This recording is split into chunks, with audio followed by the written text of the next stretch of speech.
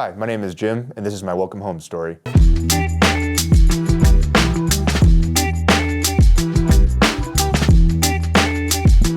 I grew up going to a Lutheran church every Sunday and continued doing this through college, but I didn't know Jesus. I thought it was enough that I went to church and believed in Jesus, but I never had a relationship with Jesus and truly followed him with my actions in my life. Jesus was not at the center of my relationships with my family or friends or dating or at work. I never really felt joy and often had a lot of anxiety and worried about losing the control I thought that I had in most areas of my life. I started to drift away from church as I got older when I started working full time, but I thought I was okay because I did still believe in Jesus. I got into a relationship with someone that initially felt that I would marry. As time went on though, we became more and more separated from our faith and we let worldly things control our life. I didn't like the person I was at home or at work and with friends, but thought that I could eventually make it better on my own if I just changed some things up here and there. Eventually this relationship ended and I felt lost for a few years. I became more anxious about everything in my life and just constantly worried about my future. I was quick to get angry and say things I regretted to friends and coworkers because I was internally just lost, but I tried to hide it. I went to a few services at Travelers Church after my friends had invited me. I initially wasn't committed, but would hear sermons and stories about developing a relationship with Jesus